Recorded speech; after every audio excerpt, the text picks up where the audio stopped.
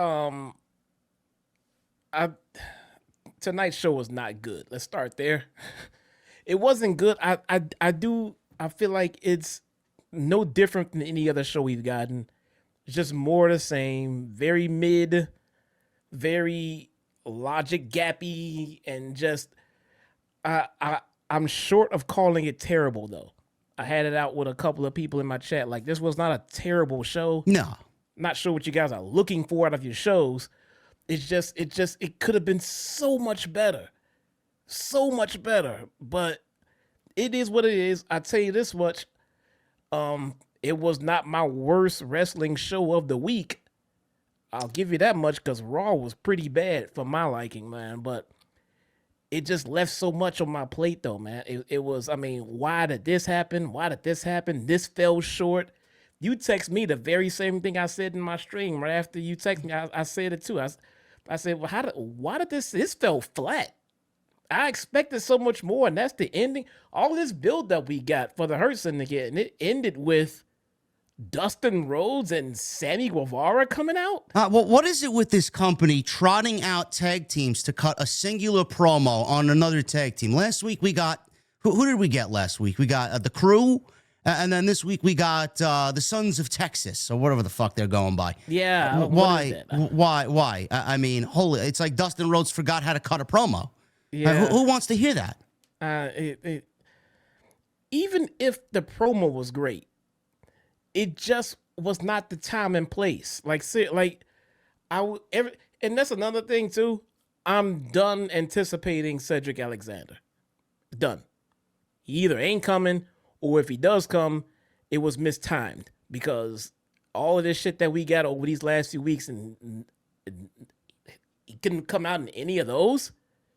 We had the official signing, and we get Dustin and Sammy. When are you bringing Cedric out, if he's coming out, that is going to be a better spot than any of this shit that we've gotten? I don't know. So he's not coming. You want to start there? Is that the biggest takeaway of the show tonight? How the best storyline in the company for several weeks now just kind of felt just anticlimactic and fell flat tonight? It fell flat. Yeah, we're going to start there.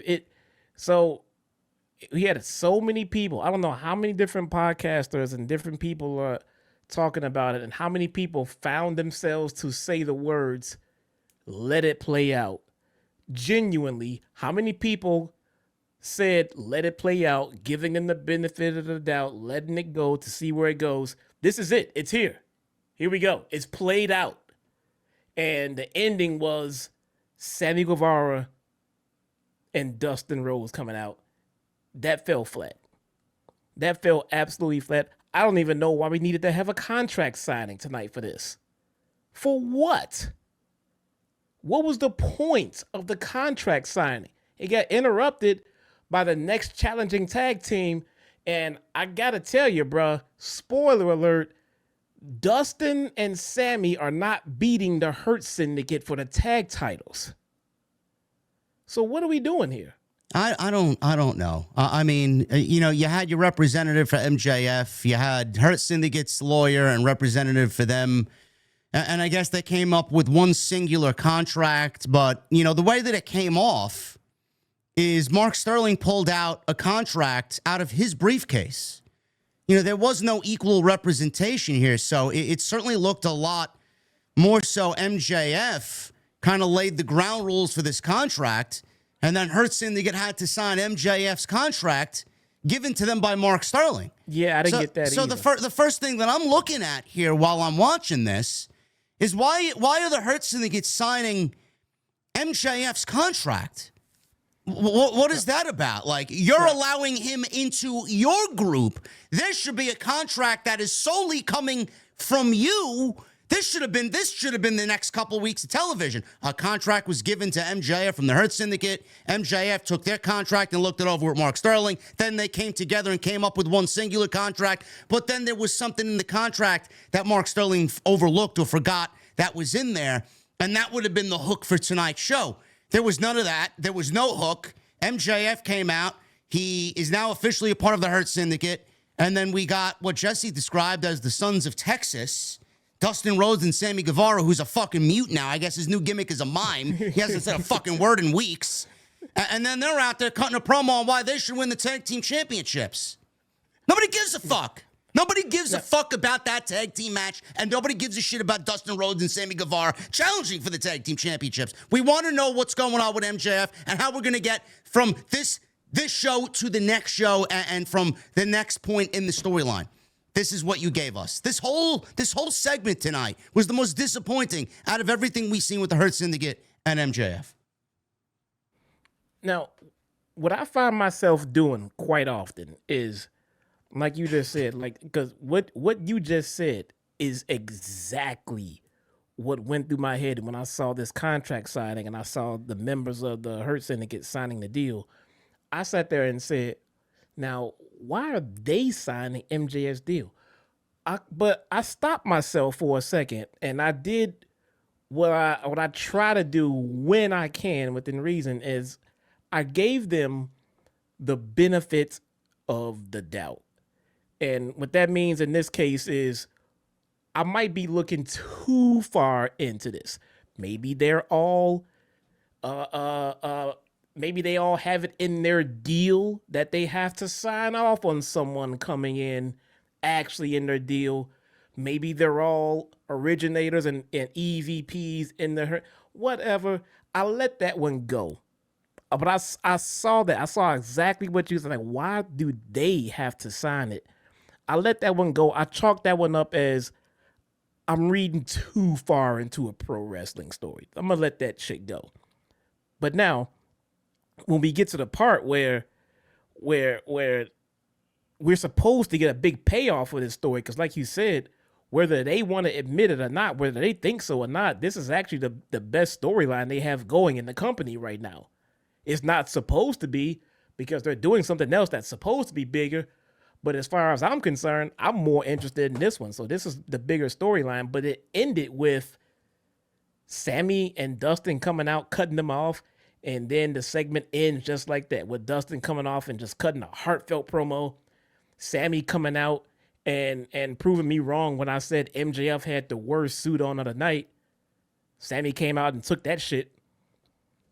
But why? Like, this is the payoff. So now MJF is in. All issues are squashed in the Hurt Syndicate. All is well. Things are great. They got a new member. No Cedric Alexander. Nothing happened except these guys come out and challenge them to a match where no one on the goddamn planet thinks they're going to win.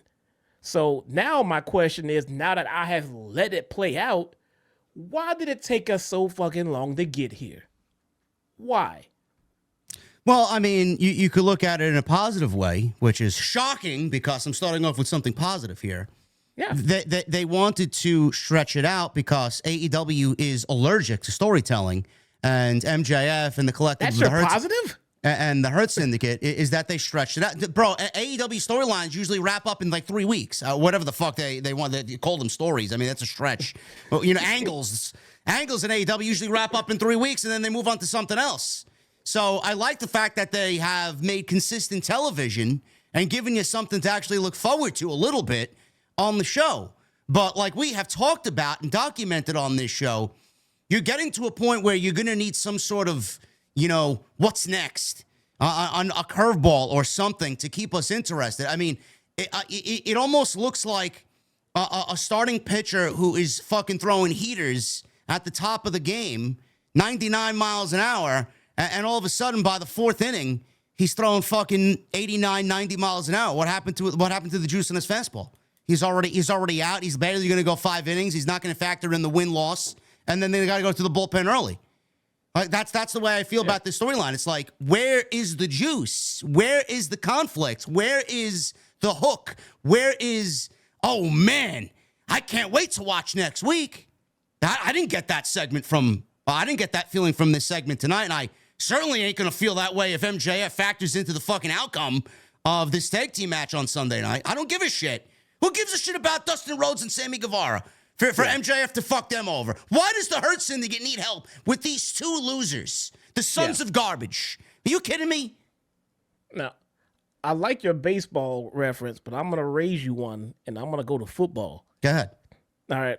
So the Hurt Syndicate storyline started off in their own territory. This storyline started off on their own 5-yard line, and they have 95 yards to go to get downfield. So now that's where the storyline started.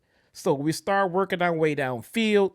This shit takes like fucking 30 fucking plays to get all the way fucking downfield. They get all the way downfield and they finally get in scoring position, and we think this shit's gonna come to an end. And all they did was kick a field goal. Yeah. That's it. They just kicked the field goal, which makes me look back on this fucking 30 play drive. It's like, we did all of that just to kick a fucking field goal. It's anticlimactic. Like, we expected so much more because we were along for the ride. We went through these 1-yard plays. Wait till next week.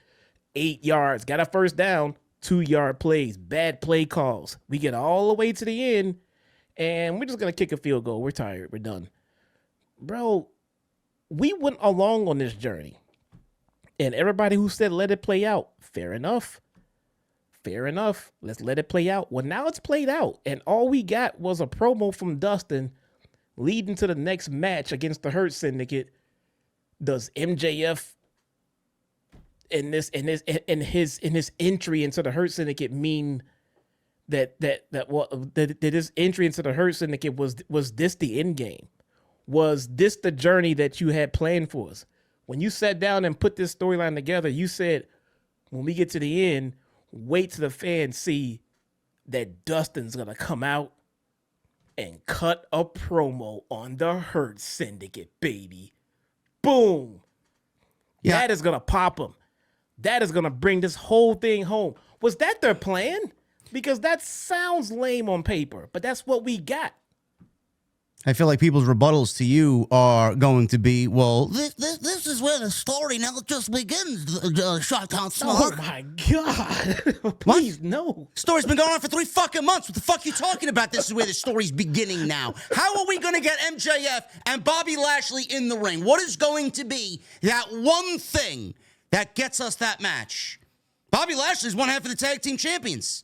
Are the Hurt Syndicate losing the tag team championships before we get a one-on-one match with Bobby Lashley and MJF so that the Hurt Syndicate aren't representing the tag team titles at their biggest show of the year? Is that what we're doing? Or are we going to take the belts off of them? And who are we going to put the belts on? There's not many teams left. What are we doing? That's number one. That's the first thing I'm thinking about. What is MJF going to do? Is he going to strike first, which we documented last week? You got to keep everybody in the situations that they're in now. MJF needs to be a heel. The Hurt Syndicate need to be a babyface. We said this on TNT last night. Tony Khan could fucking dream of a heel Hurt Syndicate, and it would never come to fruition. It would never become a reality. Nobody wants to boo them.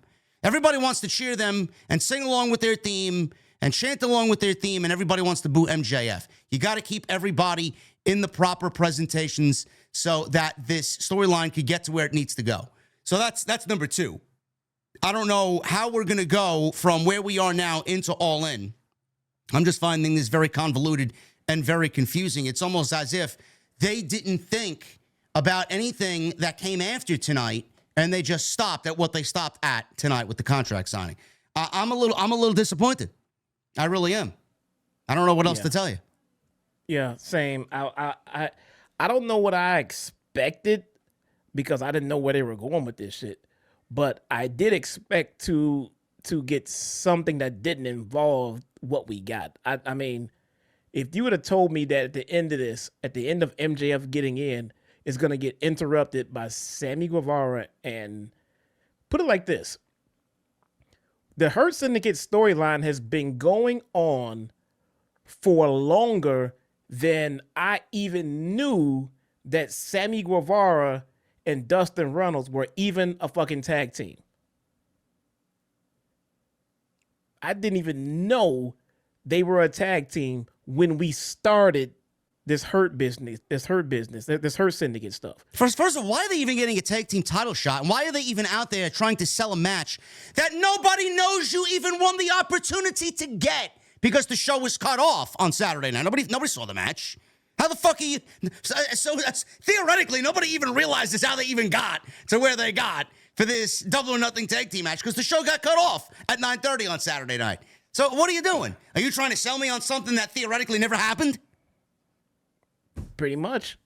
That's a good point. How did they get these shots? Nobody watched that match, man. Nobody watched Collision. There may be a couple of thousand people that watched that match. I didn't see it. I didn't see it either. No idea. But nonetheless, they've been planning this before, long before that. So what was the planned end game?